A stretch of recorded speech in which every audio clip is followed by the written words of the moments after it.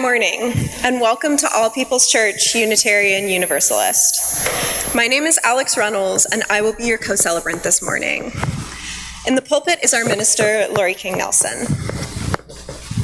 If you have been here before, one time or many, you are welcome here. All People's Church is more than a place to gather on Sundays. It is a community, a spiritual home where you may develop and deepen your gifts. We gather to feed our minds and souls, that we may each become blessings to our families, to our friends, and to the larger world around us. We especially welcome visitors. If you're a visitor today and haven't signed in, please do. There's a visitor's table by the front door. Signing in will give us the opportunity to acknowledge your visit and place you on our mailing list to receive weekly emails and our monthly newsletter. Before we continue with our service, please note these reminders and announcements.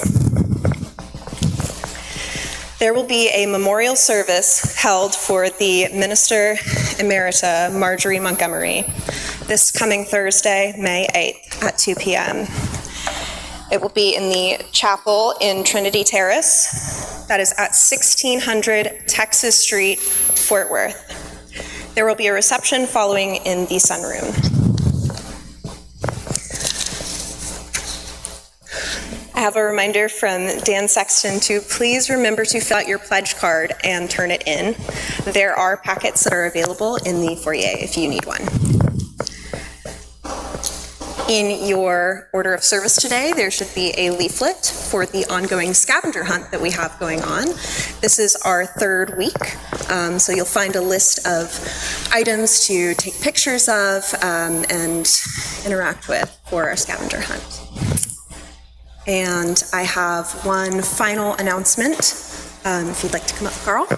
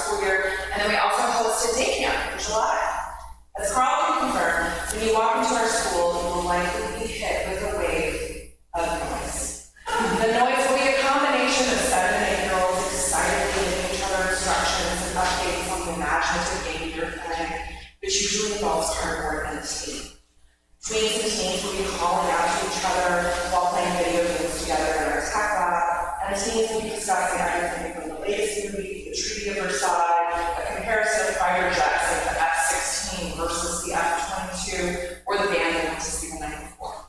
Now, if you want to find some quiet students, which is hard, your best chance of finding them would be sitting quietly at a table in the art room as they work through their sketchbooks or at our sewing machine, or in our office room, our team hangout space working on a puzzle. You will definitely see the students loitering and being lazy. That's what they really like to do in the halls, with earbuds or headphones and without any permission slips or marks. At a Sudbury school, learning happens through play and daily life experiences. While there is no strict definition of what a Sudbury education is, the general guiding principle is that all children are curious and they want to learn, and that they are perfectly capable of learning without us meddling and just for us to simply get out of their way. There are no tests, no evaluations, no transcripts, no stat syllabus or curriculum until the students ask for it. Education at Sudbury schools are student-led.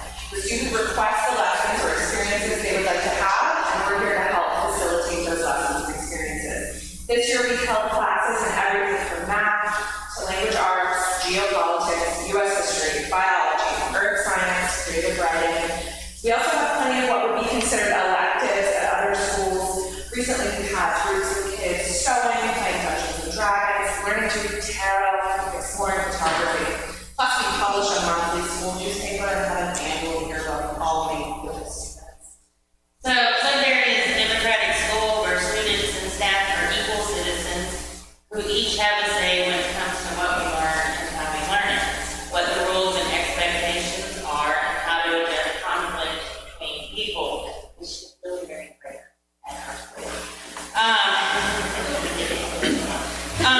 This model aims to create an environment where children are free to discover their own interests and pursue skills they find useful, where they feel safe and valued as they are, and where they learn to live in a community with friends of all ages and all different ideas. Absolutely. While traditional schooling teaches students they must obey an arbitrary authority, a Sudbury education gives students agency and creates opportunities for them to become leaders, as well as to follow a leader and to determine what to do when a chosen leader is not serving their roles properly. They even vote annually to rehire or even fire us, so cross your fingers. A Sudbury education allows children of all ages to work and play together. They're able to learn from their peers and also from those who are older and more experienced. So traditional schooling dictates what a child will learn, when they will learn it, and how they will learn it. But a Sudbury education recognizes that human beings are already inherently curious and they want to learn, and that different children will learn in different ways and at different times and in different places. In addition to acquiring a wide range of academic skills during their time here, students have the space to develop crucial life skills like conflict resolution, digital literacy, commercial cooking, like pretty much anything that you can think of will help them learn. We're going to figure out how to do it together for sure. We pride ourselves on being a place where children learn how to think, not what to think, how to question, how to investigate, and how to dig deeper to learn more. Our focus on critical thinking, peer interaction, and intrinsic motivation create lifelong learners who know that they can do anything they put their minds to because they follow their own curiosity on their own terms here in this building year after year. So, thank you for being such wonderful landlords. And we love it here. We're so happy, and we're really excited that we get to come and tell you guys a little bit more about us. And we'll be around after the service to chat. So, Thank you.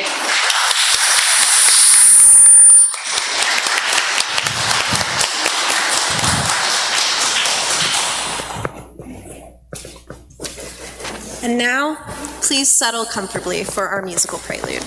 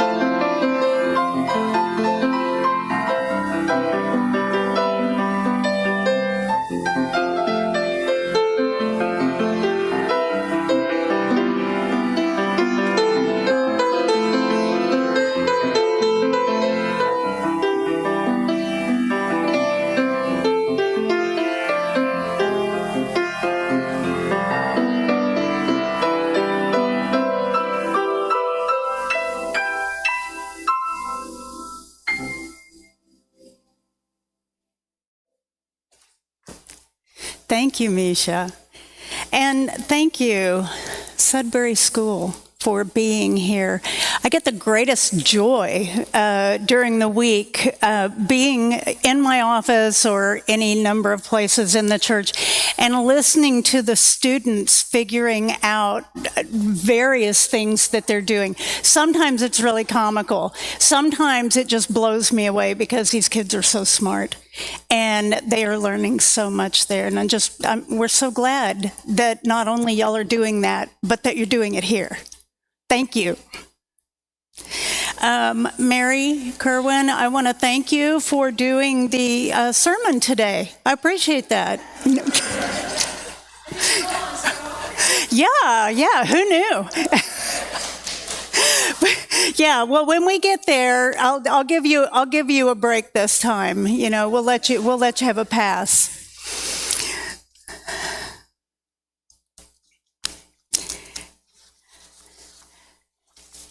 Let us call ourselves to worship with opening words by Maria Shriver.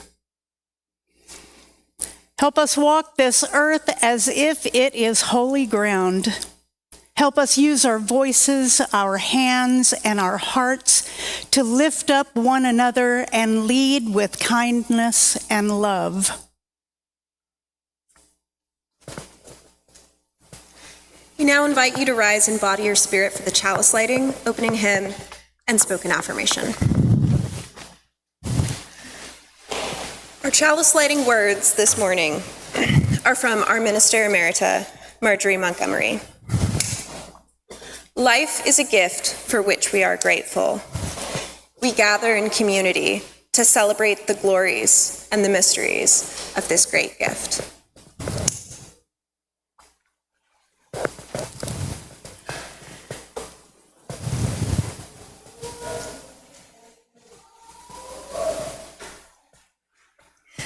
Please join now in singing our opening hymn, number 21, For the Beauty of the Earth.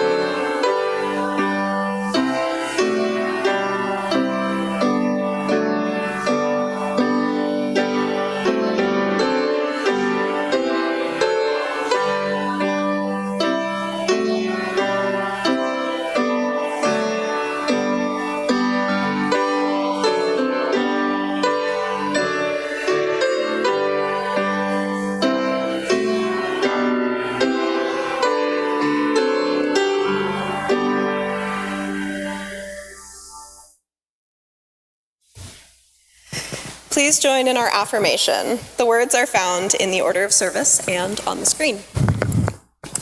Love is the doctrine of this church. The quest for truth is our sacrament, and service is our prayer. To dwell together in peace, to seek knowledge in freedom, to serve others in community, to the end that all souls shall grow into harmony with creation. Thus we do covenant with one another. The young and young at heart are now invited to come forward for our time for all ages up here at the front of the chancel.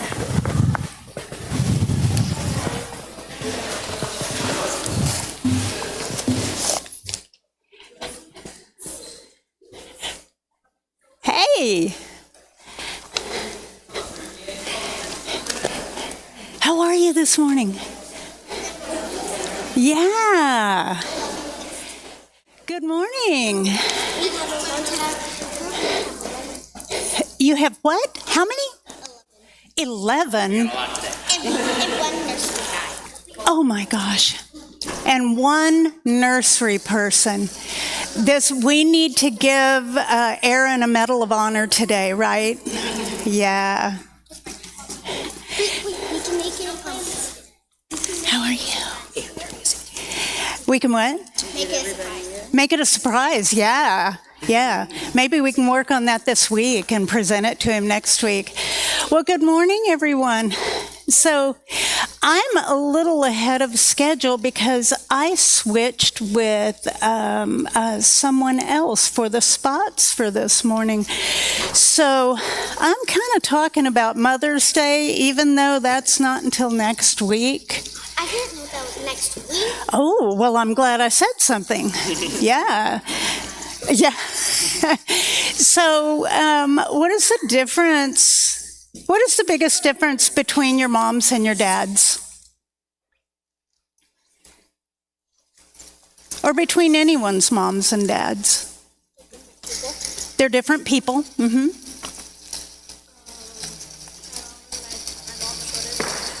Your mom's shorter than your dad. Okay. Go ahead.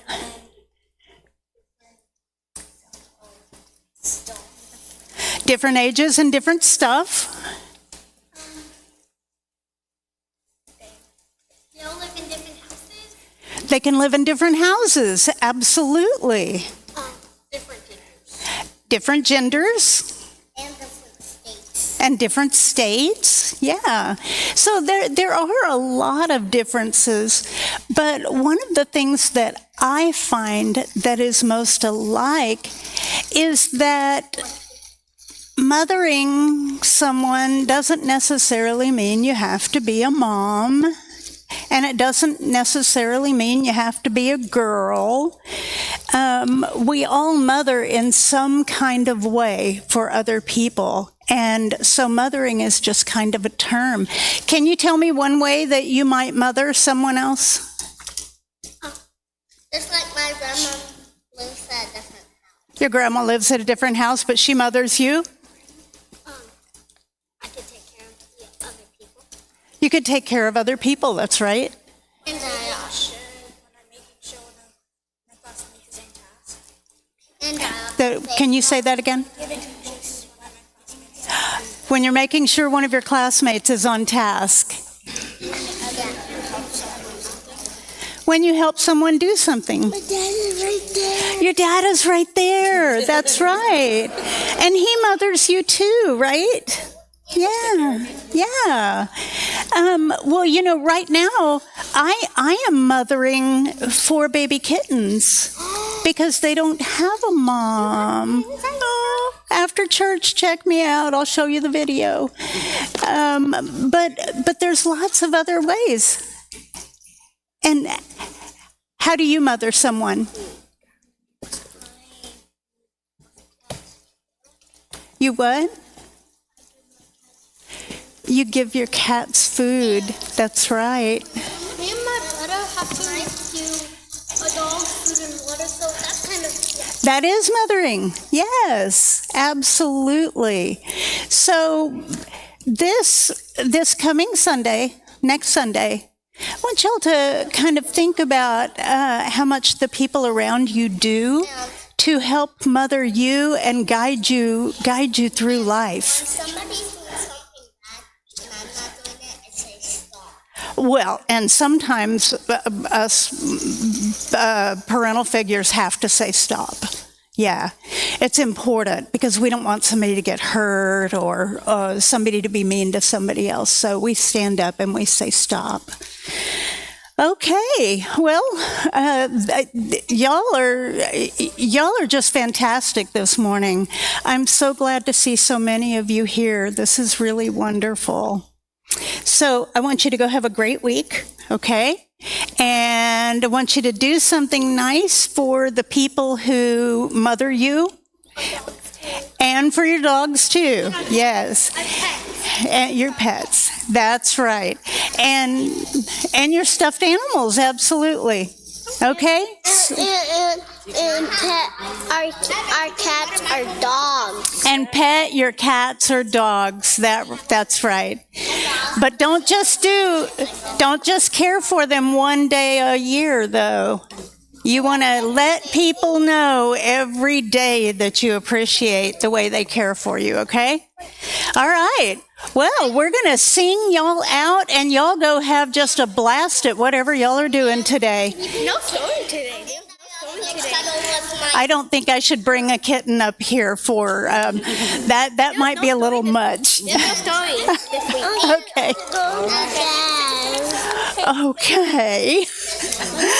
Just stretch. Well, let's sing our friends out of here today. I love your shirt.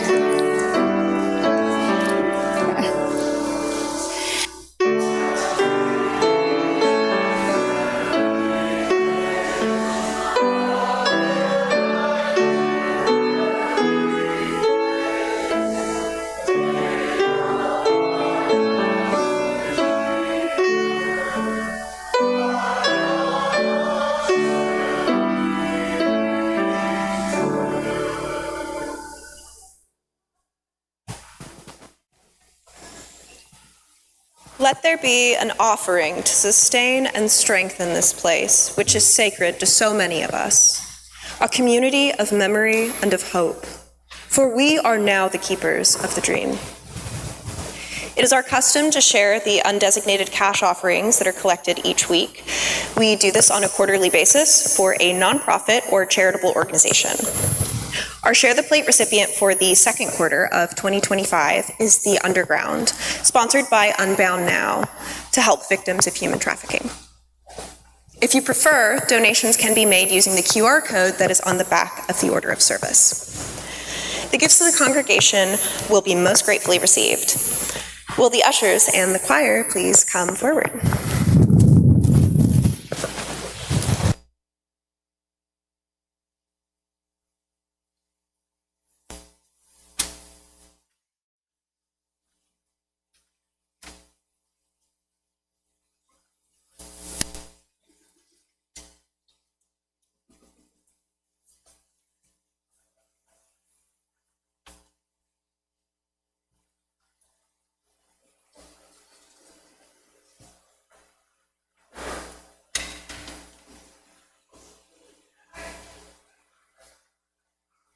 Good morning.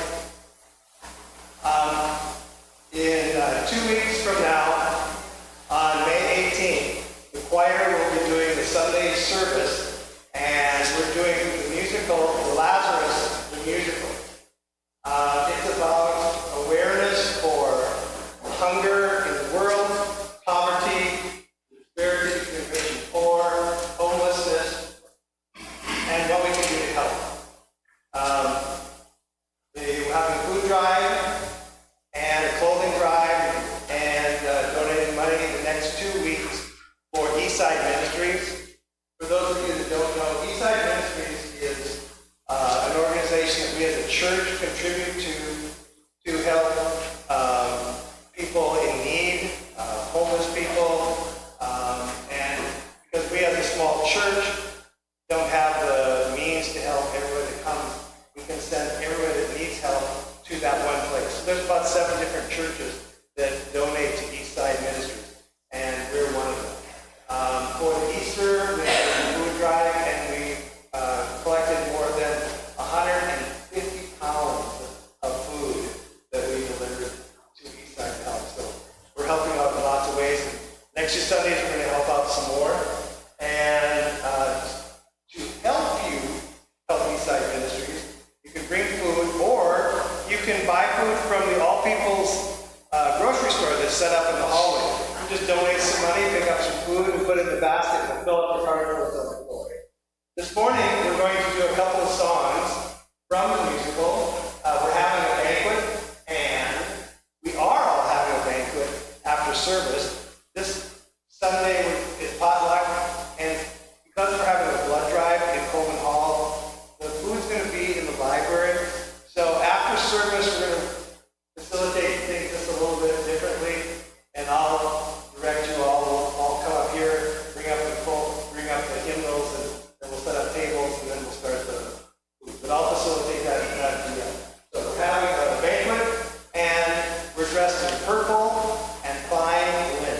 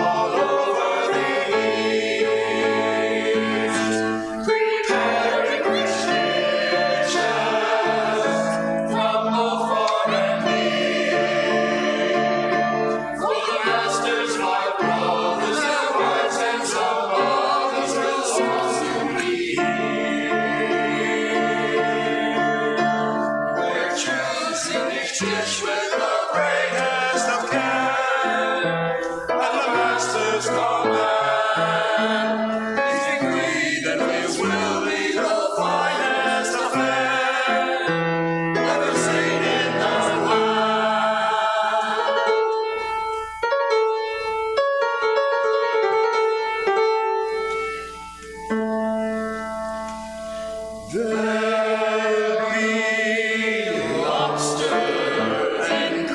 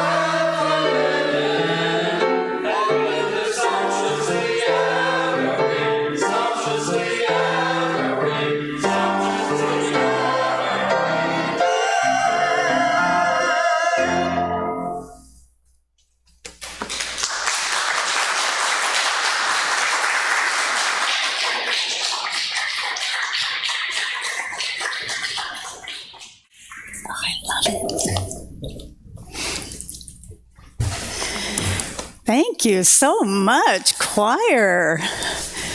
Wow. I can't wait to see the whole thing. I have a copy of the music, and so I have looked that over repeatedly. It's going to be a great concert.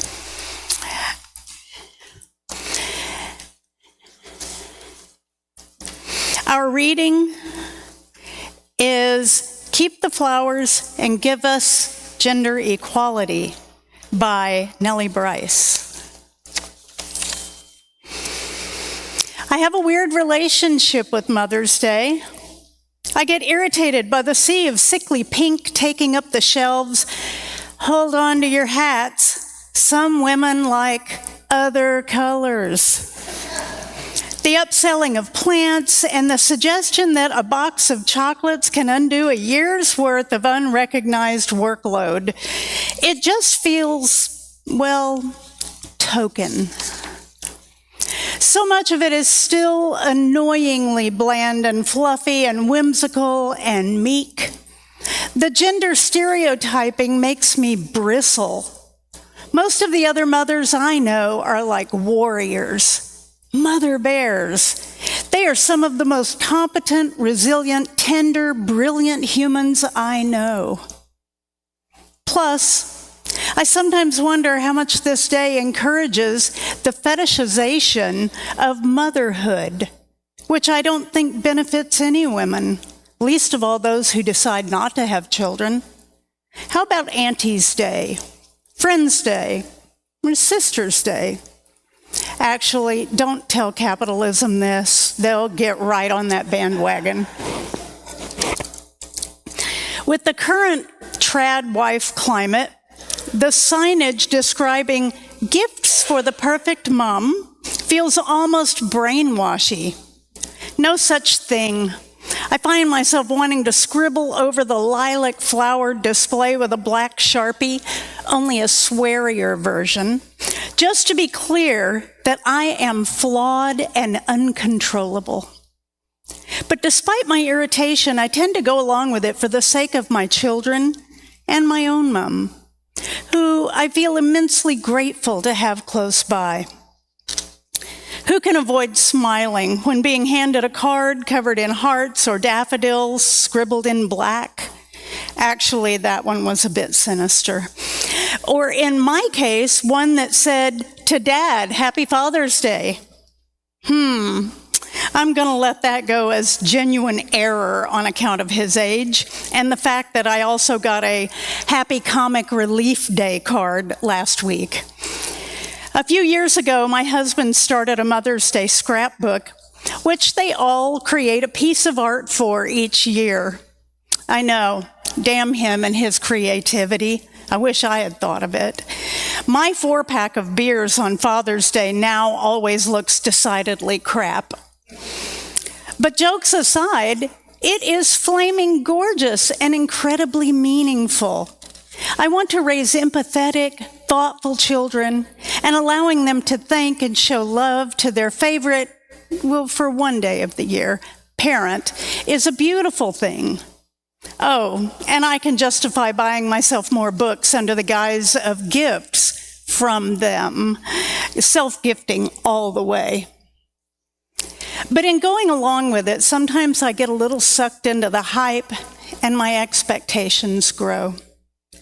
I don't think I'll be alone in feeling like this day can turn out to be the biggest anticlimax. Breakfast was pancakes this morning, accompanied by one kid sobbing over 2 centimeters of apple juice, a fight for who could shove cards in my face quickest, and my presents being opened by a kid who got bored of waiting. Luckily, I knew what they were anyway. Then my husband announced they were all going out for the afternoon so that I could be alone, leading to a full-blown tantrum from my youngest who thought Mummy Day meant a whole day of me to himself. Turns out sometimes kids find Mother's Day tricky too. Obviously, I then added in a touch of guilt for preferring my husband's version of the day, for basically admitting that the thing I'd like most for Mother's Day is time away from my own children. You'll be pleased to know that I got over that guilt and am now sat writing in this quiet house. But my point is that the trials of parenting don't switch off, do they? Uniforms still need sorting, nappies still need changing, the remote is still apparently worthy of a war starting. There's a quote by Tom Maglizzoni which states, "Happiness equals reality minus expectations." As I wondered what a relaxing breakfast in bed might look like, this hovered in my mind. Of course, the kids were going to be overexcited. And the last time I ate breakfast in bed was about 10 years ago in a hotel where the lovely staff dropping it off came in and stayed a little bit too long, and it was all very awkward, and I was conscious of not wearing enough clothes, and yeah, to be honest, I think it's overrated. What I think Mother's Day does highlight, however, is exactly how much we need to prioritize ourselves for the rest of the year.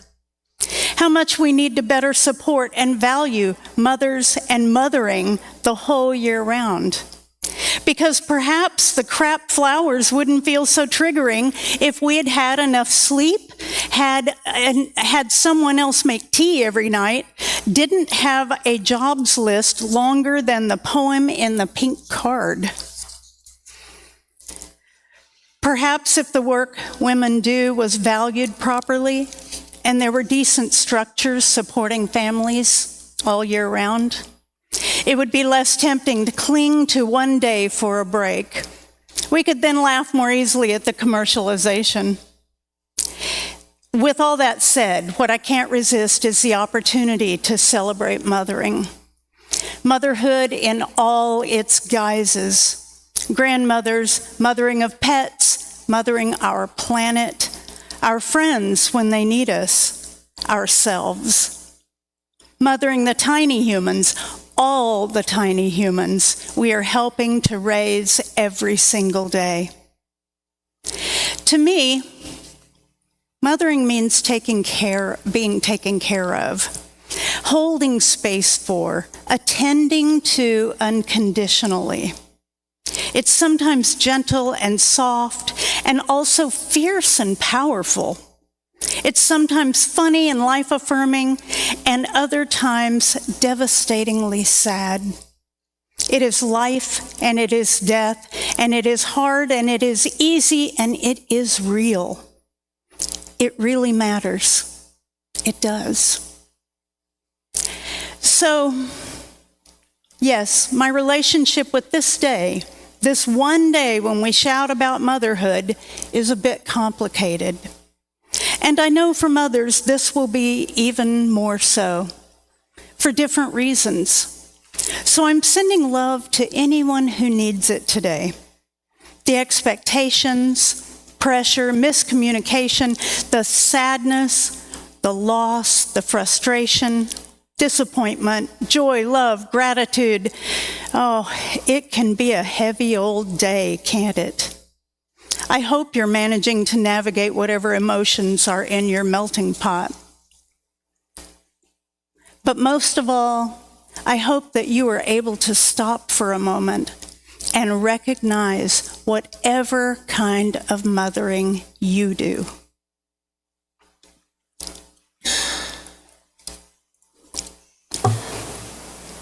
At this time in our service, we pause to honor and to give time and attention to those things most important to us. We gather here for healing and for peace in our hearts, and to honor our time together with the shared stories and news from the congregation. Each week, there's a journal outside of the entrance to the sanctuary where you can write a message of memory or hope before the service. We honor these messages by lighting 3 candles here next to our chalice. Also, at any time during our service, you are welcome to come forward and light a candle in our meditation center here next to the side of the chancel. In our book of memory and hope this morning, we've been asked to remember those who are being impacted by measles in our area and across the country. We're asked to get vaccinated if you can to protect others. I also want to add one, I don't know if everyone knows that Paul Chapman got into a fight with dogs and lost. And he is a walking wounded back here, but he's here and he's on the mend. He did have a couple of broken fingers and a lot of puncture wounds. So check on him, okay?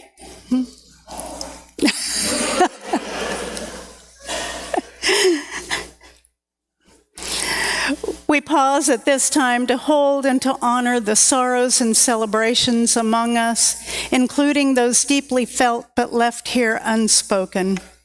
Let us pause for a moment of silent meditation and music. Our meditation words come from Christopher Buse. Make us instruments of your peace. Where there is indifference, may we bring justice. Where there is selfishness, may we bring equity. Where there is stagnation, may we bring transformation. Where there is homogeneity, may we bring pluralism. Where there is isolation, may we bring interdependence. Where there is greed, may we bring generosity. And where there is hatred, may we bring love. Make us instruments of your peace, with love at the center of everything we do.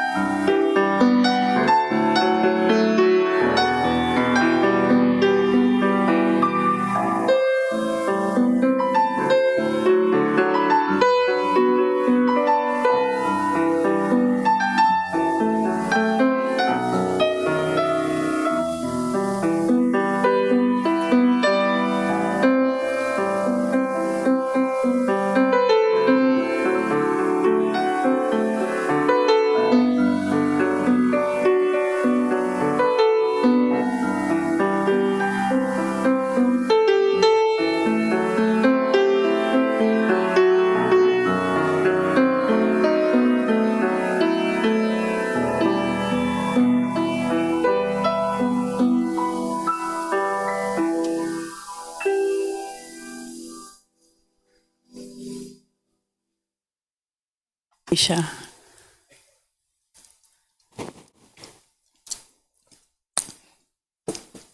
I'll be at Pathways next week, and so this is why I'm bringing you the Mother's Day message today.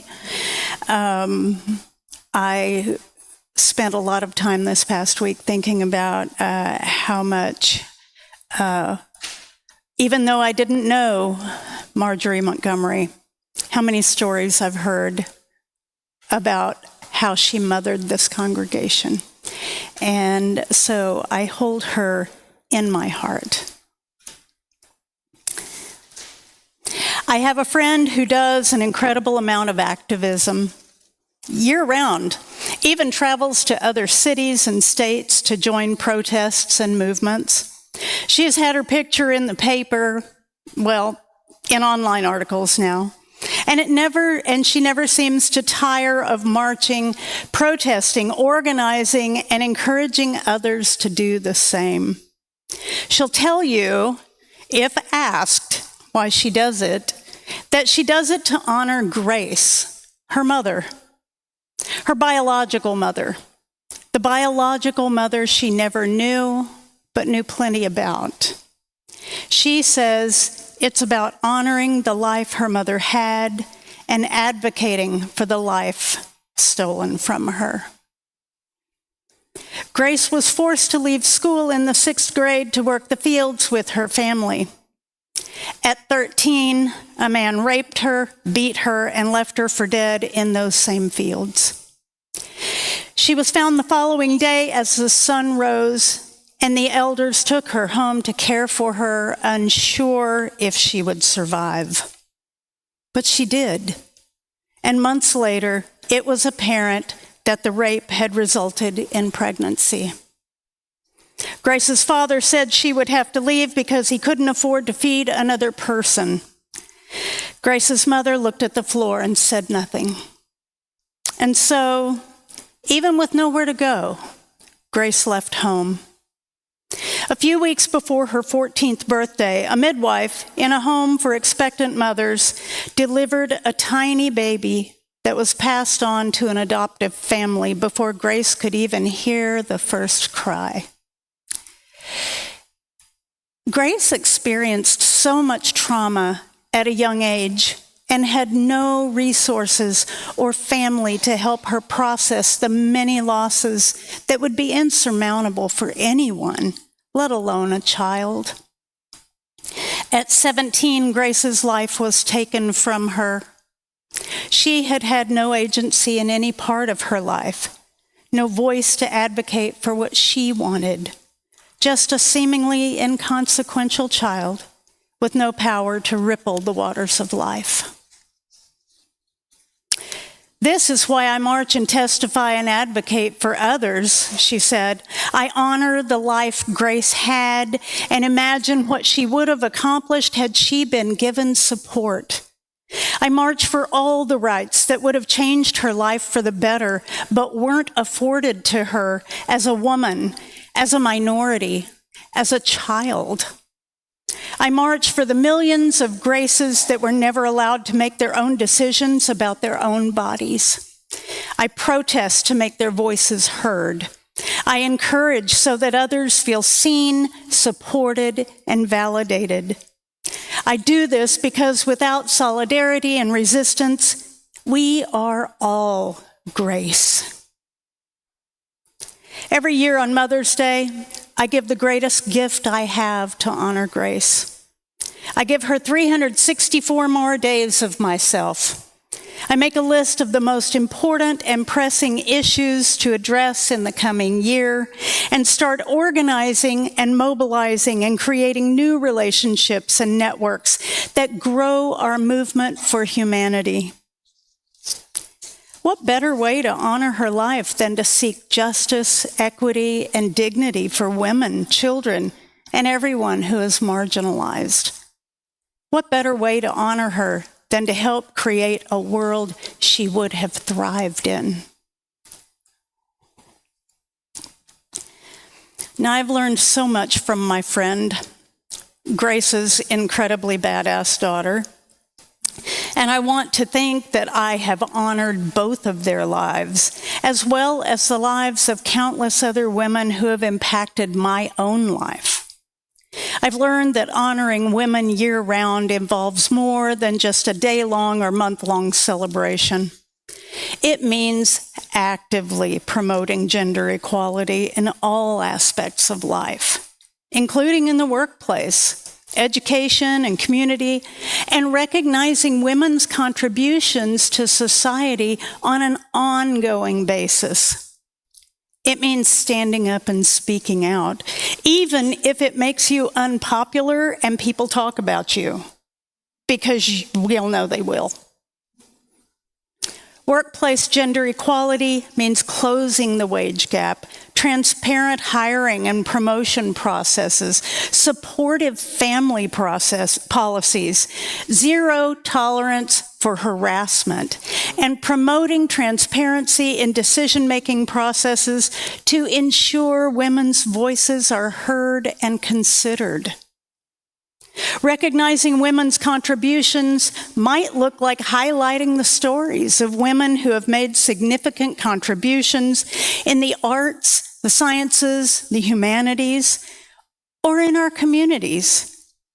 We should celebrate achievements through recognition and continually foster a culture of inclusion where women feel valued, respected, and empowered to share their ideas and opinions. Advocating for rights of women these days includes advocating for self-determination. It involves supporting organizations that work to advance women's rights, including reproductive health rights. It also involves raising awareness on women's rights, trans rights, and minority rights in our state and community, and demanding change from our leaders. In my family, when there's a gift-giving occasion, we usually all throw in so we can afford a nicer gift. I look at this in a very similar way. If we were all to throw in even a little time, making small but meaningful changes in our community, our workplace, ourselves, we can give a gift every day of the year that honors the lives of all the graces who have struggled to be seen, heard, and valued. So let us listen and learn from women, actively listening to women's perspectives and experiences and seeking to understand their challenges and their triumphs. Let us challenge gender stereotypes, being mindful of our own biases and actively challenging gender stereotypes in all of our daily interactions. Let us educate ourselves on women's history, contributions, and their ongoing struggles. Be an ally. Speak out against gender discrimination and support women who have been targeted by it. By consistently practicing these actions, we can help create a more just and equitable world for women every day of the year. Our closing hymn this morning is number 1026 in the teal hymnal. If every woman in the world. Lori, Misha's going to play it through first. Okay.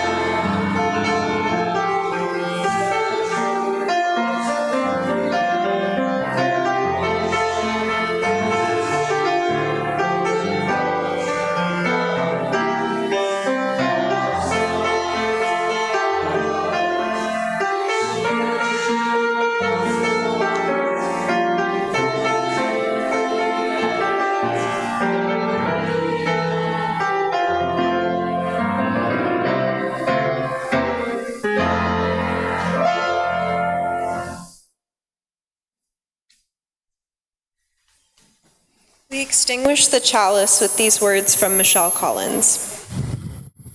Though the flame is extinguished, the embers of imagination remain. Carry them forward, dream boldly, act with love, and kindle new fires in the world. I want to tell you before we leave that the blood drive is still going on. If you haven't had a chance to donate, they are accepting walk-ins. We had 17 donations at our last blood drive, and I'm hoping that we have more than that this time. So really consider, if you are able to donate, please consider doing so. That is going on in Coleman Hall until 2. Our benediction comes from Rebecca Savage. We have come to the end of our service, but not our calling in the world. We close our time together with the humble reminder that justice and equity are our spiritual practices to embrace each day, every day. The service has ended, and we invite everyone to stay and join us for our potluck and